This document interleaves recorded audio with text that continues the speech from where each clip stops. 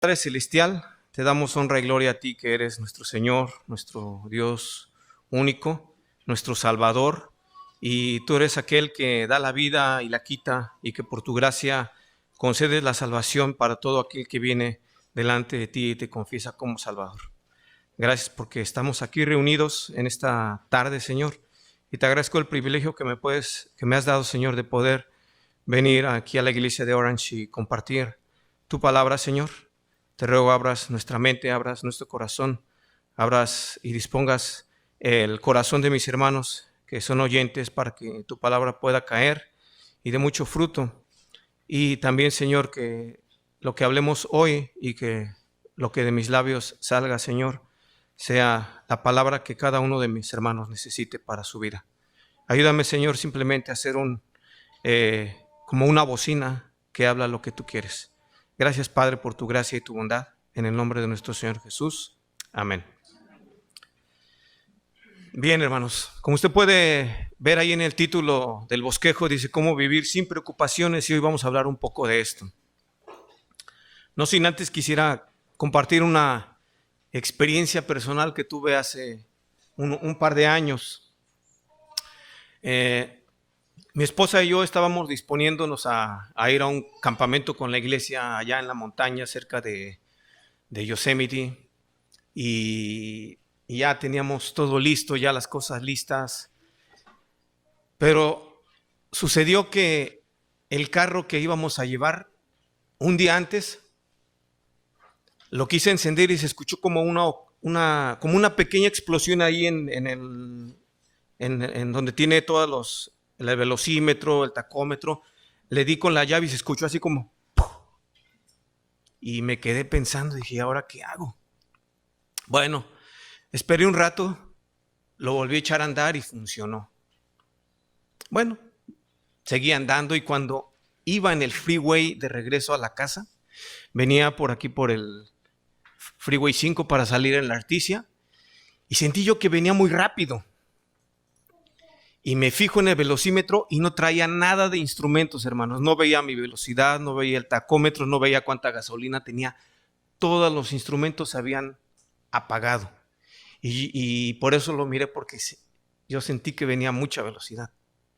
Y me preocupó. Llegué a la casa, le platiqué a mi esposa lo que había pasado. Y ahora, pues mañana nos tenemos que ir de camping y no tenemos carro. Y no teníamos tampoco ya medios para rentar otro carro. Y estoy así con la preocupación. Pero teníamos un carro seminuevo y yo no lo quería llevar a la montaña. Y dije, bueno, ¿qué hago? Y estuve así con la preocupación. Sí me llevó utilizamos la tarjeta para rentar uno. Por mi mente venían muchas cosas. Y mi esposa me vio y me llamó y me dijo, ven acá. Nos sentamos a la mesa y dice, vamos a orar, y nos llevamos el carro nuevo. Y yo dije, el carro nuevo en la montaña. Dije, bueno, esas palabras que mi esposa me dio y la oración me trajeron paz. Y mi esposa estaba muy en paz, muy tranquila. Ella no iba a manejar, claro, ¿verdad? Terminamos de orar, hermanos, y nos pusimos en las manos de Dios. Y todo lo que nos cabía en el carro que pensábamos llevar, ajustó bien en nuestro carro, y todavía nos pudimos llevar a un pasajero. Así que hay momentos, hermanos, en los que en nuestras vidas tenemos que decidir qué hacer, y nos metemos en un mundo de preocupación. Y quiero que piense usted un momento en la palabra preocupación. ¿Qué es preocuparse? Separemos las palabras. Antes de ocuparse, hacer algo. Es antes de hacer algo. Yo tenía un maestro en la escuela preparatoria que cuando nos decía, para tal fecha hay examen, y nos decía, pero no se preocupen, mejor ocúpense en estudiar. Entonces, pues no nos preocupábamos, ¿verdad? El apóstol Pablo, hermanos, en la carta a los Filipenses toca este tema. ¿Por qué? Primero porque el apóstol Pablo estaba ya a punto de ser entregado a la muerte. La carta a los Filipenses fue una de las últimas cartas que el apóstol Pablo escribió. Y si usted cuando la lee, usted va a encontrar que el apóstol Pablo habla muchas veces del gozo, del contentamiento. No habla de la felicidad, que es algo muy distinto. Habla del contentamiento. Y algunos teólogos han dicho que la palabra gozo o contentamiento y algo que se parezca a esta palabra aparece alrededor de 14 y 20 veces en la carta del apóstol Pablo. Entonces, imagínese un apóstol que ya sabe que va a ser sacrificado, que va a ser ejecutado, hablar de gozo. Yo no sé cuál sería mi actitud si yo estuviera en las sandalias del apóstol Pablo. Yo no lo sé, pero yo creo que yo estaría ya lamentándome, llorando, preocupado. Y a lo largo de la carta, el apóstol Pablo habla del gozo hasta que llega al capítulo 4. En el capítulo 4 encontramos algunas cosas que el apóstol Pablo les refiere a los filipenses. Dice el capítulo 4, versículos 1 al 7, dice: así que, hermanos míos, amados y deseados, gozo y corona mía, estad así firmes en el Señor, amados. Ruego a Evodia y a Síntique que sean de un mismo sentir en el Señor. Asimismo te ruego a ti también, compañero fiel, que ayudes a estas que combatieron juntamente conmigo en el Evangelio, con Clemente también y los demás colaboradores míos cuyos nombres están en el libro de la vida. Regocijaos en el Señor siempre. Otra vez digo, regocijaos.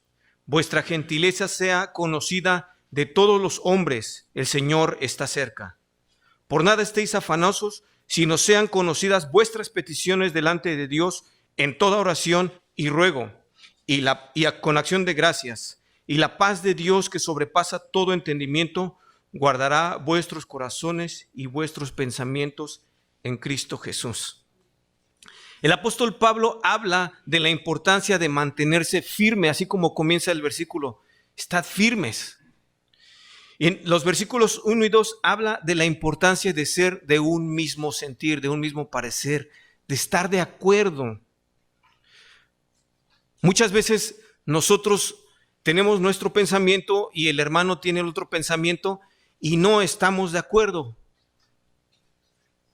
Entonces es cuando debemos de orar. Ahí lo dice el apóstol Pablo en el versículo 2, dice: ruego a Evodia y a Síntique que sean de un mismo sentir en el Señor. ¿Sabe quién era Evodia y Síntique? Eran dos hermanas que estaban peleadas. La Escritura no nos habla más de cuál era la razón de su enojo, una contra la otra, pero estaba causando problemas en la iglesia. Y el apóstol Pablo habla de la importancia de ser de un mismo sentir. También en los versículos 3 y 4 hace una exhortación personal a vivir gozosos, que dice: regocijaos, el Señor os digo otra vez, regocijaos. Estén gozosos, estén satisfechos, vivan satisfechos, contentos con lo que tienen.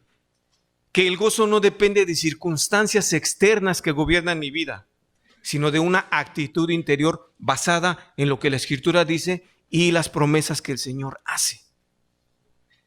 Versículo 5, a que demos un buen testimonio porque el Señor está cerca. Muchas veces, hermanos, nuestro testimonio no es el mejor testimonio, pero el apóstol Pablo nos exhorta a que demos un buen testimonio. Dice el versículo 5, lo leo en la Biblia de las Américas: vuestra bondad sea conocida de todos los hombres, el Señor está cerca. Y esto nos habla de testimonio, de que sí, de que seas bondadoso. En otras palabras, que la gente sepa que tú eres bien buena onda, que se puede confiar en ti, que eres fiable. Versículo 6 nos lleva a orar en lugar de vivir preocupados. Y el versículo 7 nos llama a tener una conciencia de lo que recibiremos cuando entregamos nuestras cargas a Dios y practicamos estas cosas. Ahora, permítame preguntarle, ¿usted se ha sentido preocupado alguna vez Levante su mano quien no se ha sentido preocupado. Todos en algún momento de nuestra vida pasamos un momento de preocupación. Pero ¿qué es la preocupación? ¿Qué significa vivir preocupado? La palabra que en español se traduce como afán en el Nuevo Testamento es la palabra que en el idioma original significa estar ansioso o estar distraído. Dígame si usted alguna vez al estar preocupado no está ansioso o no se puede concentrar en algo. La preocupación nos da ansiedad y nos mantiene distraídos. O también significa tener una mente dividida. Un pensamiento, hago esto, no, mejor no. Me llevo el carro, no. Mejor me llevo aquel, no. Rento un carro, no tengo dinero. Nuestra mente empieza a divagar por muchas situaciones. E incluso cuando vamos a tener una reunión con nuestro jefe, ¿de qué me va a hablar? Y empiezo a especular y a brincar en conclusiones. Mi mente se empieza a dividir. El verbo merinao, es utilizado aquí, pero con la ayuda del verbo ser o estar, y lo que lo hace volverse a una traducción que dice, no estéis afanosos. Y el versículo 6, esta palabra es usada en dos sentidos. Afán, que quiere decir ser jalado en direcciones opuestas. Usted ha visto el juego de la cuerda, ¿verdad? Que son dos equipos, forman cada equipo va a jalar un extremo de la cuerda, en medio ponen un pañuelo y cualquiera de los dos que saque el pañuelo, que haga que el otro ceda el pañuelo al lugar contrario, pierde. La preocupación es como ese pañuelo, hermanos, que está siendo jalado y jalado a ver quién gana. Entonces, eso es ser afán. También es ansiedad. Y usted dice, ¿cómo la ansiedad? Sí, hermano, la ansiedad es esa que de repente usted siente que le falta el aire. Hay ocasiones que nuestra preocupación es tal que necesitamos aire y no puedo. Entonces tenemos que pensar, hermanos, cuál es el origen de esa preocupación y qué hacer. Nuestras esperanzas nos jalan a una dirección, nuestros temores hacia otra y nos están acabando. ¿Sabe qué? La preocupación desgasta. Conozco un hermano que hace algunos años tenía un problema muy serio, hermanos, que bajó de peso durante ese mes. Un día vi una foto de él y estaba llenito. Y después le enseñaron una foto que tenía cuando tenía ese problema y no estaba tan llenito. Y comía normal y hacía su vida, trataba de hacer su vida normal. La preocupación nos lleva a sentir estrangulamiento, hermanos. La preocupación es dividir la mente entre lo que vale la pena y es útil y en lo que es dañoso y destructivo.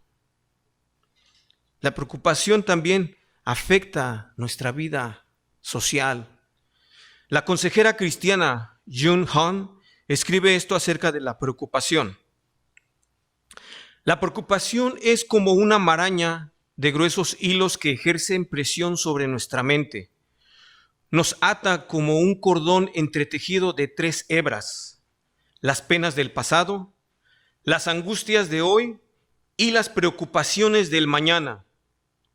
Trágicamente, el efecto de la preocupación ahoga el gozo, interfiere en nuestra paz y coarta la libertad. Sin embargo, podemos vencer a esa asfixiante enemiga.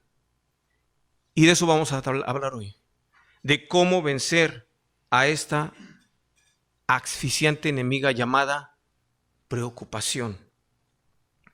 En Mateo 6:25, la palabra preocupación, traducida como afán, es la inquietud por uno mismo en relación con el futuro.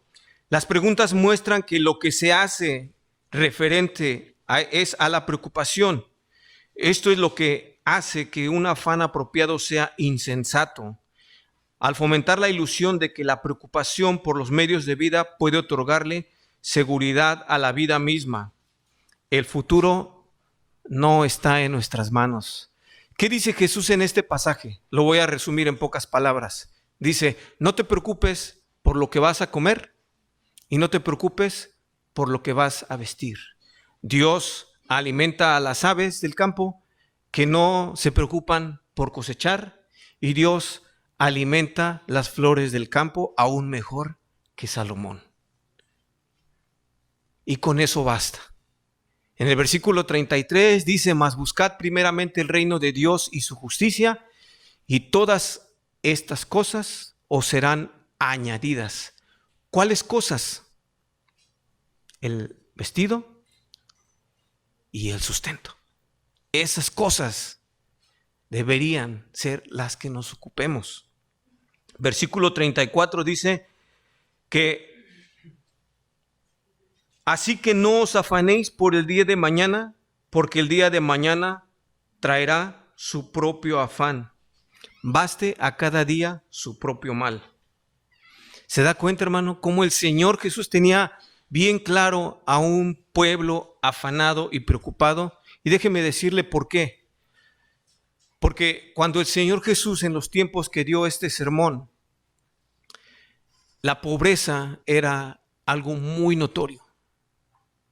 Quienes eran ricos eran aquellos fariseos, escribas, gobernantes, publicanos que tenían alguna posición que les permitía hacer riqueza, y la demás gente no tenía más que pagar sus impuestos y vivir en una pobreza demasiado extrema y demasiado evidente.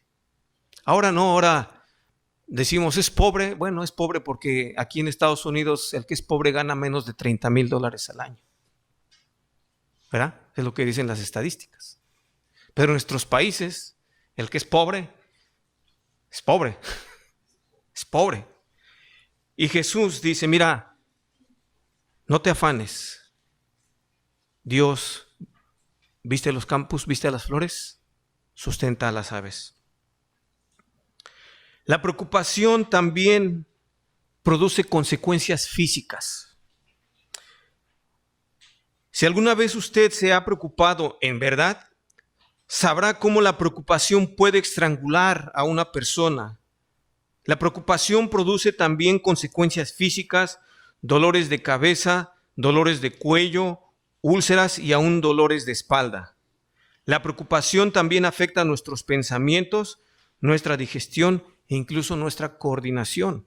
Usted puede preguntar a un doctor, busque en el internet la palabra estrés, efectos del estrés, y usted va a encontrar mucho de esto. Usted algún día puede estarse sintiéndose mal, muy mal, y va al doctor y el doctor le va a decir, ¿sabes qué? Bájale a tu ritmo de vida, estás muy estresado. O llega alguien y le quiere dar masajes aquí en los hombros o en el cuello. Oh, dice, tus músculos y nervios están muy duros, relájate. Así que hoy vamos a hablar de 3 acciones, hermanos, que si las ponemos en prácticas vamos a aprender a vivir sin preocupaciones. Y estas 3 acciones las encontramos aquí en la Escritura.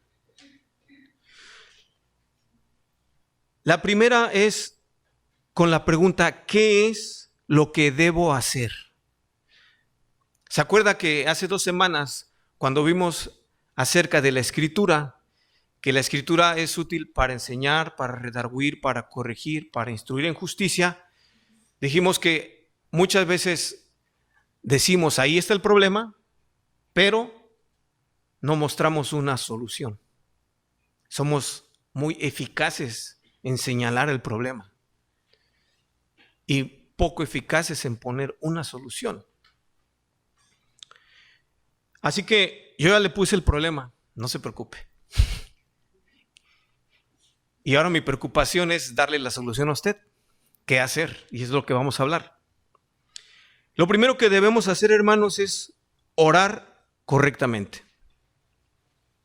Orar correctamente. Pablo utiliza 3 ingredientes para describir una oración eficaz. Versículo 6 dice, por nada estéis afanosos, Antes bien, en todo, mediante oración y súplica, con acción de gracias, sean dadas a conocer vuestras peticiones delante de Dios. Cuando usted ore, hermano, hermana, haga lo posible por incluir estos tres ingredientes que el apóstol Pablo comparte. El primero es orar correctamente, y la oración incluye oración, súplica y acción de gracias. Y nuestras oraciones deben incluir cada una de estas tres cosas. La palabra oración es una palabra de manera general que se ocupa para pedirle algo a Dios. Usted pues, hermano, te pido que ores por mi familia que está en problemas, ¿verdad? Por lo regular es el uso que le damos a la palabra. En Facebook nosotros, mi esposa y yo, tenemos un grupo, y hay una hermana que se anexó a ese grupo de allá de por Miami, y hoy en la mañana pone una oración, dice oración por los de Miami. ¿Por qué? Porque se acerca el huracán. Entonces, por lo regular ocupamos la palabra oración para solicitar algo, pero en sí la palabra oración es comunicación. Yo le doy gracias a Dios también cuando oro. Yo le glorifico a Dios cuando intercedo por alguien. Yo exalto a Dios y le manifiesto mi necesidad cuando le pido por algo. No solamente es pedir, también es adorar. Cuando oramos no tenemos que pedir siempre o dar gracias siempre. Señor, yo te adoro por esto, por esto, por esto, por esto. Cuando leemos los salmos encontramos a hombres adorando a Dios. Debemos ver la grandeza y la majestad de Dios y recordar que Él tiene poder para resolver nuestros problemas. Pero con demasiada frecuencia nos presentamos ante Él y con mucha prisa y le contamos nuestras necesidades, cuando debemos acercarnos a su trono con una quietud y reverencia profunda. El primer paso para orar correctamente es la adoración. Cuando el Señor Jesús enseña a los apóstoles a orar, según Mateo 6, de 9 al 15, Él dice: vosotros oraréis así. Y les dice: Padre nuestro que estás en los cielos, santificado sea tu nombre. Hágase tu voluntad. Ahí hay una adoración. Ahí está una exaltación a Dios. Somos dados a ir cuando oramos y compartimos a nuestro Dios algo cuando hablamos de rodillas y no nos tomamos el tiempo para orar, adorar. El segundo paso para orar correctamente es la súplica. ¿Y qué es la súplica? Es la presentación de un ruego intenso y sincero de nuestras propias necesidades y problemas o en favor a otros. Decía un hermano que no tenía licencia para manejar. Nos platicaba su testimonio. No, hermano, fíjate que iba manejando y cuando me di cuenta tenía a la policía atrás y me di cuenta que iba muy rápido. ¿Y qué hiciste, hermano? Pues no cerré mis ojos, pero ahí iba diciendo: Señor, ayúdame. Ayúdame, Señor, que no me vayan a parar porque no traigo licencia. Muchas veces, hermanos, suplicamos a Dios por situaciones, pero nuestra súplica es lo que sale de aquí del interior. Señor, realmente necesito esto. Ayúdame. No hay lugar para fingir delante de Dios cuando oramos. ¿Sabe qué? El Señor sabe lo que usted va a decir. Aunque usted no se lo diga o cambie de intención de decírselo, el Señor sabe lo que hay en su mente y en su corazón. Y es mejor que se lo diga. Señor, te doy gracias porque descansé plenamente anoche, aunque, Señor, honestamente, un resorte me estaba molestando. Esa es la sinceridad de una manera figurada que Dios quiere que digamos. Porque sabe el Señor que usted no descansó plenamente. Después de la adoración y la súplica viene la gratitud. O sea, darle gracias a Dios. El Padre se goza cuando le damos gracias. Usted como padre ¿Qué siente cuando llega con su hijo y le dice, mira hijo, te traje esto? Y el niño lo coge y se va. ¿Qué siente? Ah, chamaco ingrato. A ver, ven acá. ¿Cómo se dice? Yo no creo que usted haga eso. Usted no lo hace, ¿verdad, hermano? Pero ¿qué siente cuando usted sabe que su hijo necesita algo y se lo da? Y su hijo le dice, gracias papá, gracias mamá. ¿No siente algo en su corazón? ¿Una satisfacción? Pues eso es quizá lo que también Dios sienta cuando le damos gracias. No que Dios esté haciendo bien su trabajo. Dios es perfecto, pero conoce nuestra necesidad. Gracias.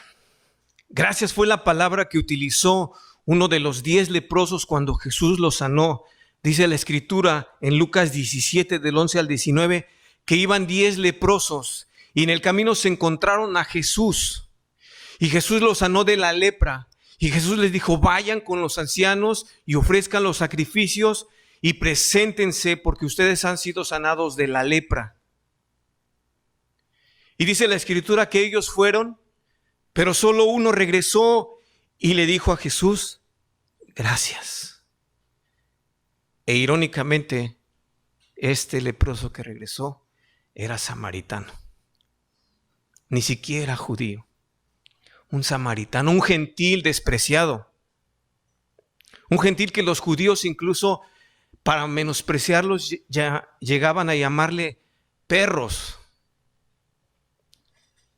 Ese hombre regresó y le dio gracias a Jesús.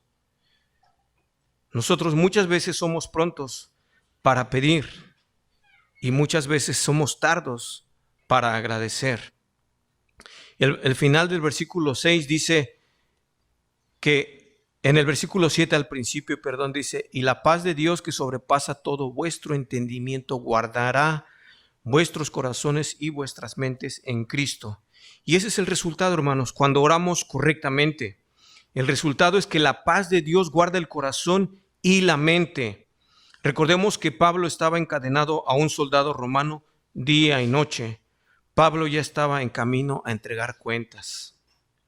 Él ya no tenía chance de salvarse. Nuestro hermano que compartió la semana pasada nos dio un poco de historia que el emperador romano Nerón fue el que gobernaba cuando Pablo estaba preso y fue el que más cristianos mató. Fue el que más cristianos llevó al Coliseo. Y a pesar de eso, Pablo escribe su carta y dice, gozaos. Pensar correctamente.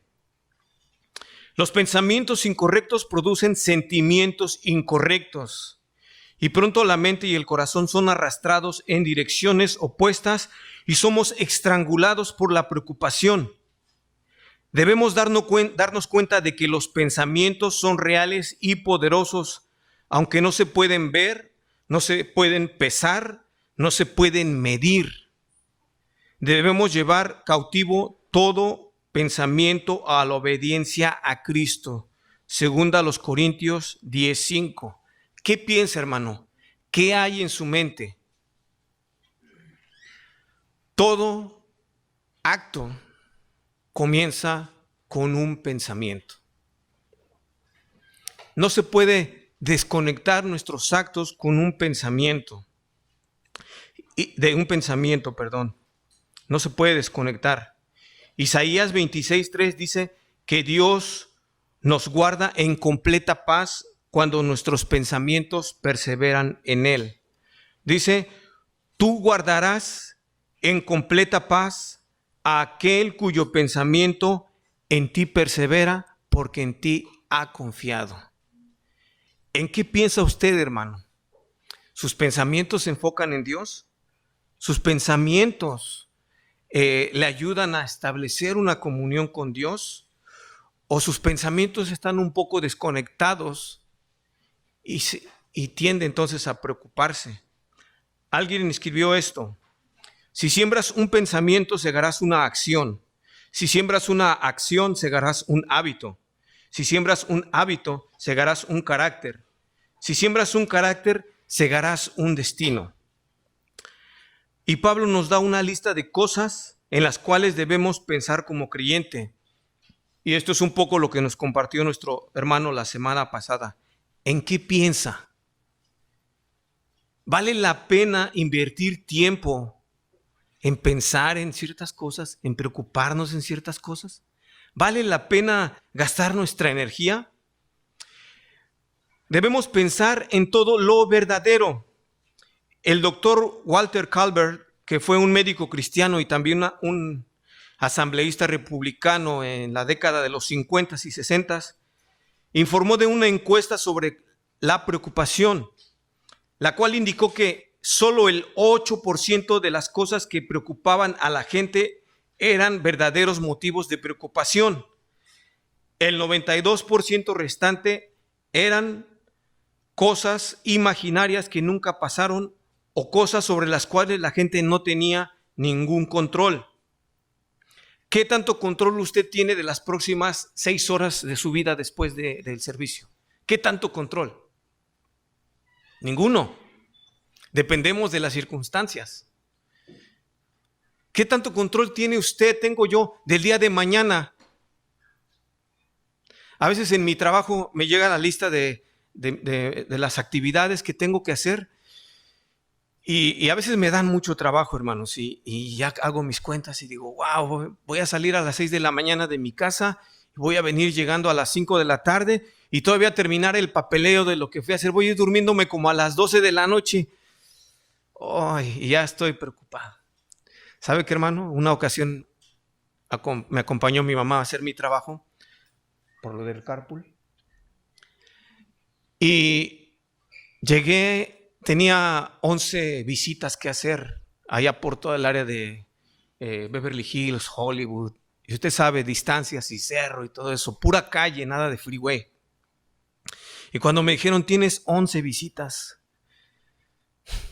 dije, wow, le dije a mi mamá, vamos, ¿no? Para usar el carpool y pues ir pronto y regresar pronto. Ya en la tarde no hay tanto tráfico. Bueno, hermanos, de esas 11 visitas que tenía, 6, ¿verdad?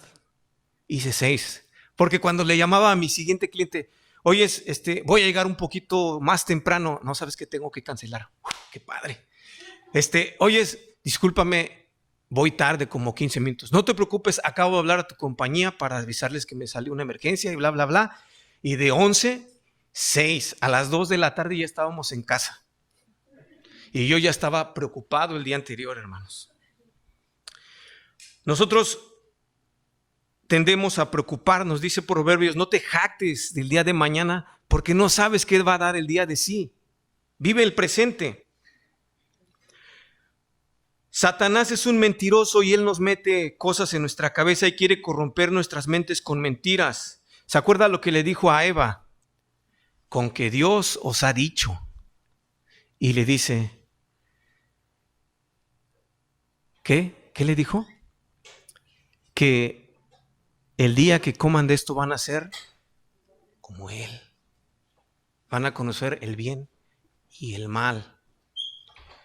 Satanás nos quiere controlar mentalmente, porque sabe que si tiene nuestra mente, vamos a ser distraídos de las cosas de Dios. Y Dios quiere que nos enfoquemos en Él. El Espíritu Santo controla nuestra mente a través de la verdad. Juan 17:17 dice, cuando el Señor Jesús está orando,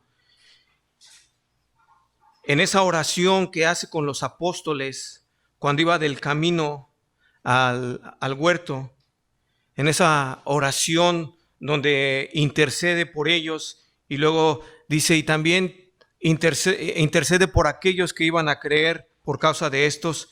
En el versículo 17 de San Juan 17 dice, santifícalos en tu verdad, tu palabra es verdad. Entonces, hermanos, la palabra es lo que nos lleva a pensar en Dios. Cuando usted lee el Salmo 119, todo este salmo de 176 versículos, si no mal recuerdo, todo este salmo es una alabanza a la palabra de Dios. Sería bueno que algún día usted lo memorizara.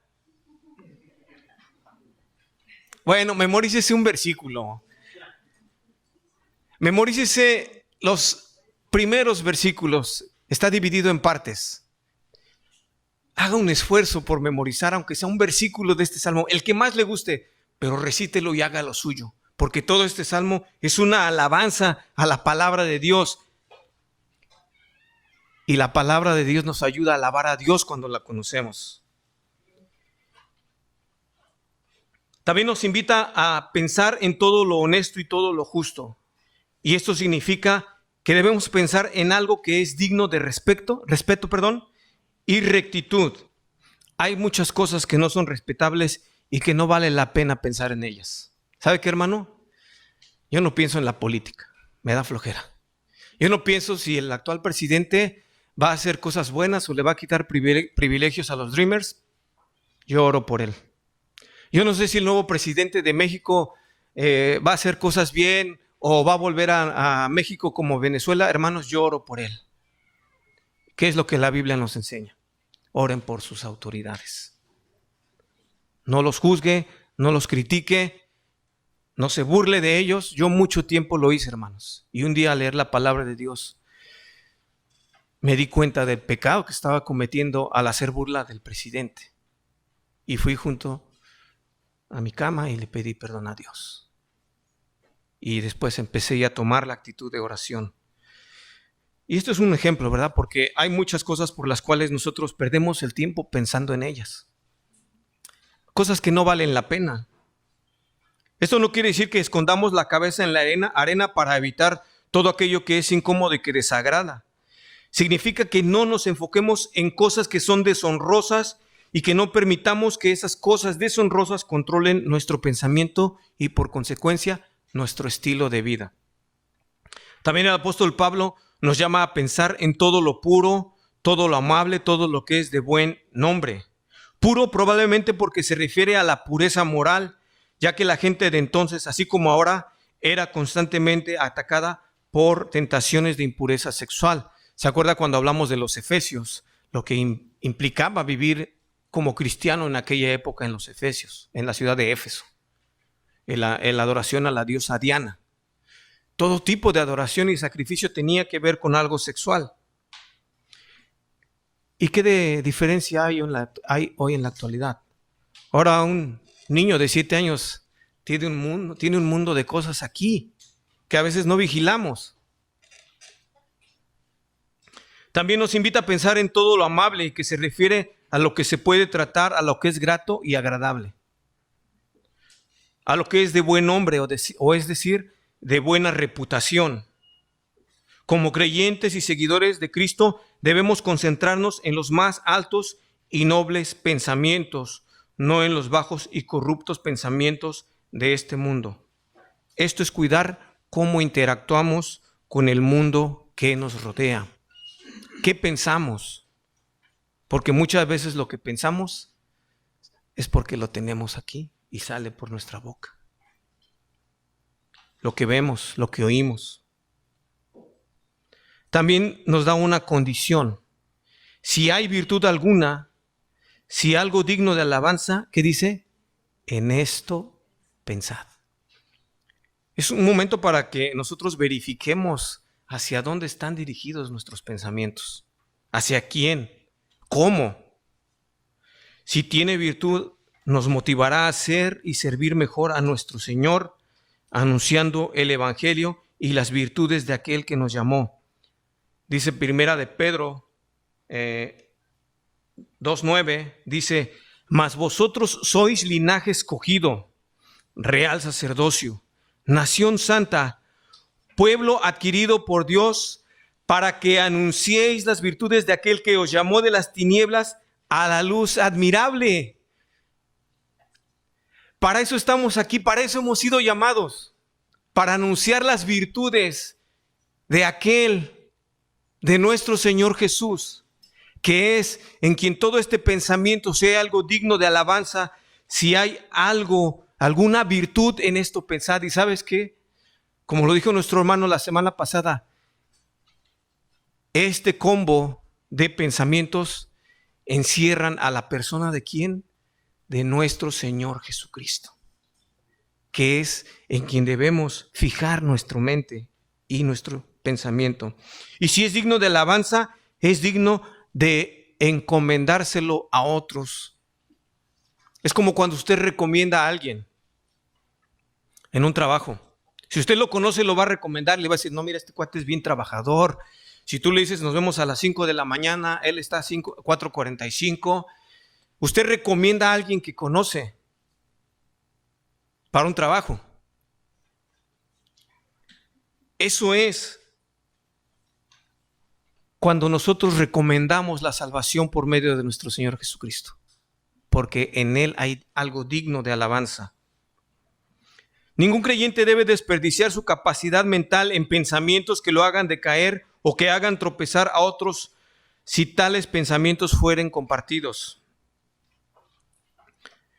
Mi esposa me platicó hace unas semanas de una joven madre que de repente encontró cierto parásito en la cabeza de uno de sus hijos y eventualmente ella empezó a sentir que los tenía.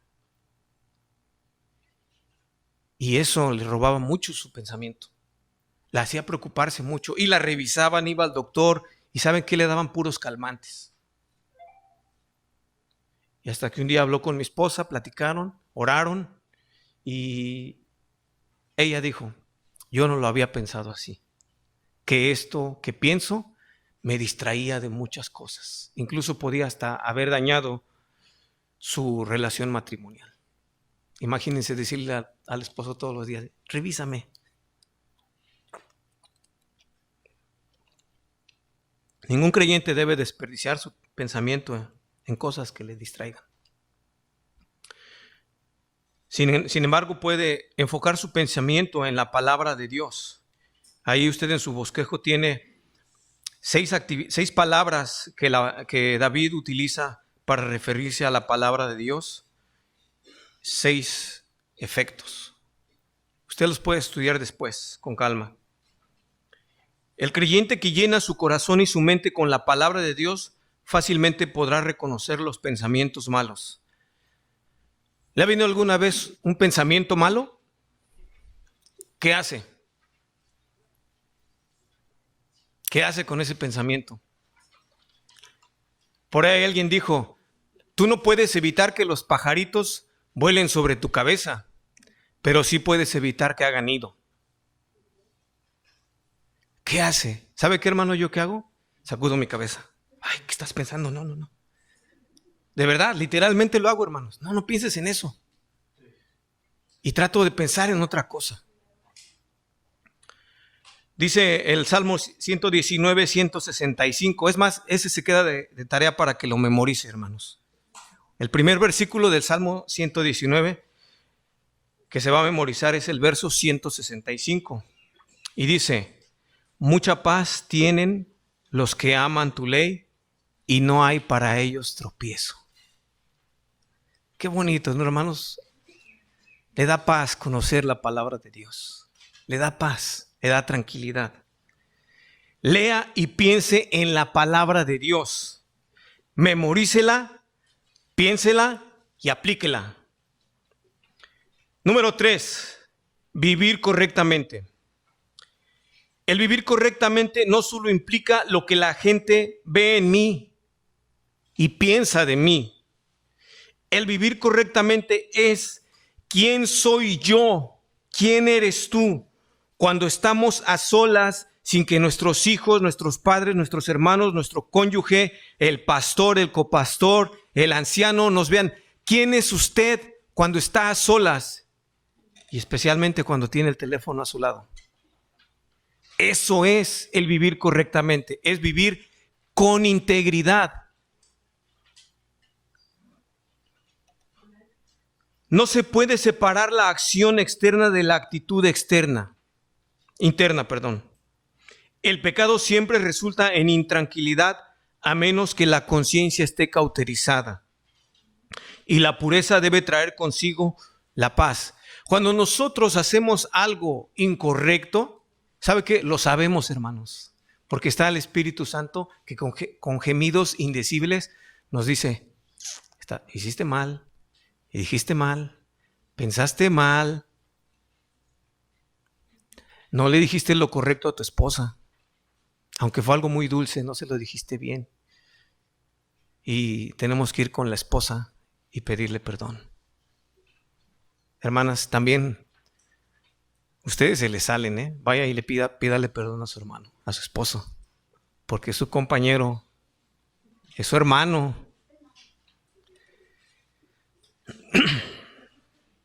No se puede separar la acción externa de la actitud interna. La actitud que yo tenga en mi corazón se va a manifestar externamente.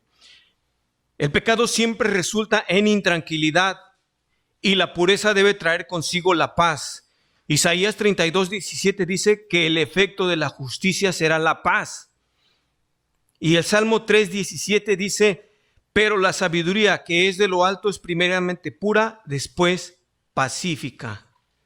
Vivir correctamente, y yo agrego, en integridad, es un requisito para experimentar la paz de Dios. Pablo une 4 actividades a nuestra manera de pensar, hasta nuestra manera de orar correctamente, de pensar correctamente y de vivir correctamente, y él lo pone como un testimonio. Estas 4 actividades son: aprendisteis y recibisteis, oísteis y visteis. Y esto lo vemos en Primera de Tesalonicenses 2:13 y 14. Dice, por lo cual también nosotros, sin cesar, damos gracias a Dios de que cuando recibisteis la palabra de Dios, que oísteis de nosotros, la recibisteis no como palabra de hombres, sino según es en verdad la palabra de Dios, la cual actúa en vosotros los creyentes. Porque vosotros, hermanos, vinisteis a ser imitadores de las iglesias de Dios en Cristo Jesús que están en Judea, pues habéis padecido de vuestra propia nación las mismas cosas que ellas padecieron de los judíos. El apóstol Pablo pone el ejemplo. Lo que aprendisteis, ¿de quién? De los apóstoles. Lo que recibisteis, ¿de quién? De los apóstoles. Lo que oísteis, ¿de quién? De los apóstoles. Lo que visteis, ¿de quién? De los apóstoles. Imagínense el punto que Pablo nos está poniendo que debemos vivir nosotros. Primera a los Corintios 11:1 dice el apóstol Pablo, sed imitadores de mí, así como yo de Cristo. El nivel está alto, ¿verdad, hermanos? Pero podemos hacerlo. ¿Sabe por qué? Porque cuando ponemos en práctica la palabra de Dios, empezamos a vivir de manera íntegra, de manera correcta. Empezamos a orar de manera distinta como lo hacíamos. Entonces podríamos decir, como el apóstol Pablo, sed imitadores de mí, así como yo lo soy de Cristo. No es suficiente llenar la cabeza con conocimientos. Debemos también tener verdades en el corazón. En su ministerio, Pablo no solo enseñó la palabra, sino que también la vivió para que los oyentes vieran la verdad en su vida. Vivamos la palabra para que aquellos que nos ven se sientan atraídos. Jesús dijo, yo oro por estos para que vean cómo se aman entre ellos y vean su amor unos por otros. Y vengan, que ese era el propósito. La experiencia de Pablo debe ser la nuestra. Debemos aprender la palabra, debemos recibirla, oírla y practicarla. No solo leerla, sino también llevarla.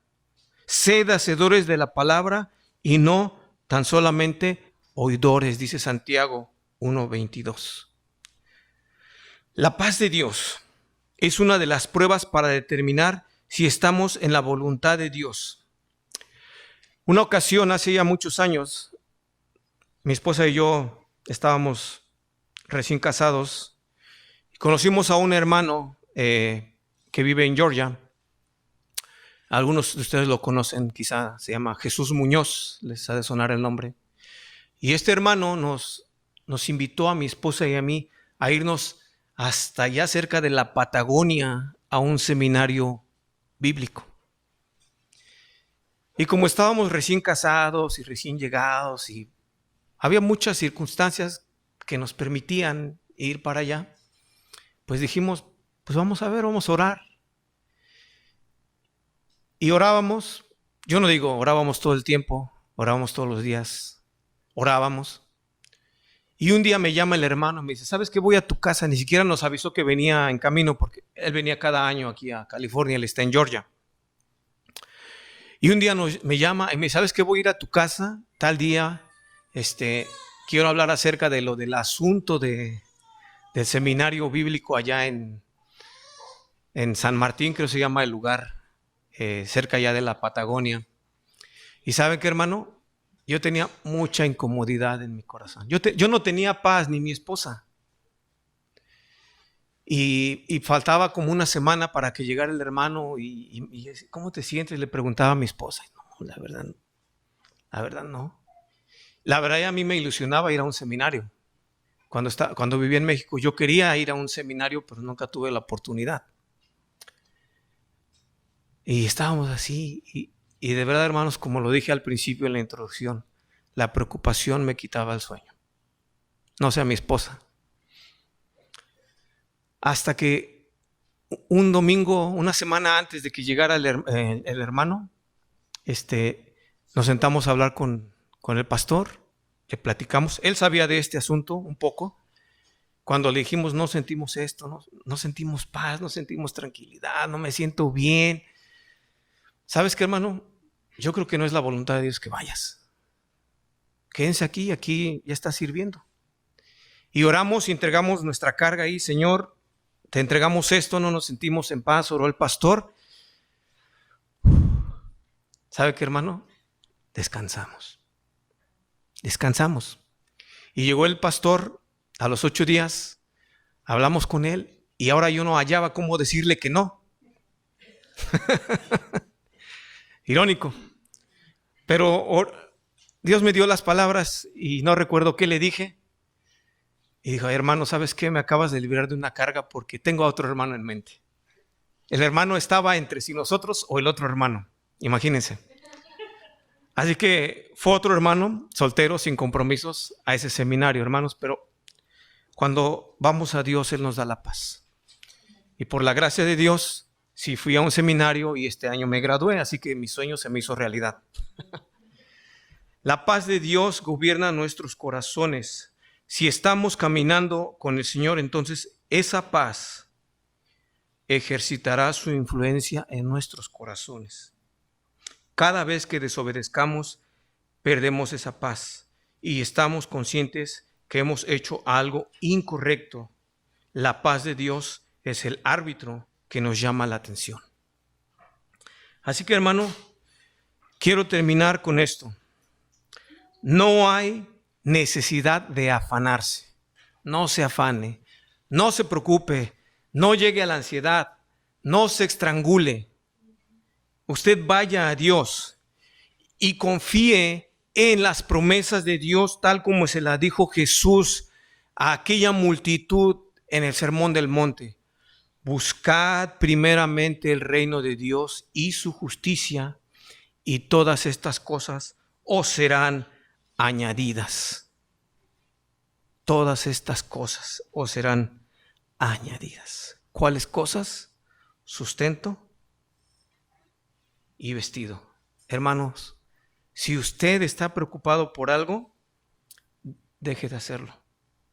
Vaya a Dios, confiese su preocupación, porque también el preocuparse podría ser algo tan agudo que se puede convertir en un pecado al desconfiar en lo que Dios puede hacer por nuestras vidas. Vamos a orar, hermanos. Padre eterno, te glorificamos en esta hora y te exaltamos. Y te damos gracias, Padre, porque tu palabra es muy clara. Tu palabra nos enseña lo importante que es venir delante de ti y entregarte todas nuestras preocupaciones. Tu palabra dice que echemos nuestras ansiedades delante de ti. Y Señor, enséñanos a cómo hacerlo. Enséñanos a orar, Señor, de tal modo que entreguemos todo aquello que nos quita la paz por alguna preocupación o por algo que hayamos hecho incorrectamente, aún por algo que hayamos pensado, dicho, escuchado o visto, Señor. Ayúdanos a confesar nuestra falta delante de ti. Padre, te ruego que nos ayudes a vivir de una manera justa y piadosa, de tal modo que la gente pueda decir que nuestros hechos son más escandalosos que lo que hablamos. Que la gente se sienta atraída, Señor. Como aquella luciérnaga, como aquella mariposita o mosquito nocturno que vuela alrededor de un foco de luz, que se siente atraída. Señor, permítenos ser esos luminares en medio de este mundo en tinieblas, que cada día se hunde y se hunde más en ellas, porque no te conocen y porque nosotros no hacemos lo que nos has mandado a hacer. Te ruego nos ayudes, Señor. Te ruego que nos ayudes a vivir de una manera íntegra, que yo no tenga de qué avergonzarme y, como dice tu palabra, y marcharme y darme la vuelta estando avergonzado en tu presencia. Señor, que yo no tenga nada en lo que me puedan apuntar, sino que yo pueda ser un hijo de Dios, que pueda dar testimonio, Señor, de tu bondad, de tu gracia, de tu amor, de tu misericordia, pero también de tu justicia, Señor. Ayúdanos, Padre. Te doy gracias, Padre, porque me permite ser solamente un portador de tu palabra. Haz que tu palabra, Señor, sea como la semilla que el sembrador dejó caer en muy buena tierra y que dio mucho fruto. Que también esa semilla no solo caiga en el corazón de mis hermanos oyentes, sino también en mi corazón, para que dé mucho fruto, Señor. Ayúdanos a cada uno. Te pido por los hermanos ancianos, por los líderes de Anclados a Cristo. Dale sabiduría, Señor. Ayúdales en todo lo que tengan que decidir, Señor. Ayúdales en sus necesidades. Ayúdales a ser de un mismo pensamiento, como tu palabra dice, Señor, para que pueda haber una unidad, Señor, y puedan dirigir a esta congregación que has puesto en sus manos, Señor, y de la cual tú has de entregar cuenta. Ellos han de dar cuentas a ti. En tus manos, Señor, los pongo. Y te doy gracias, Padre, porque les has puesto en su corazón permitirme venir y compartir tu palabra. Gracias, Padre. Te pedimos esto en el nombre de nuestro Señor Jesús. Amén.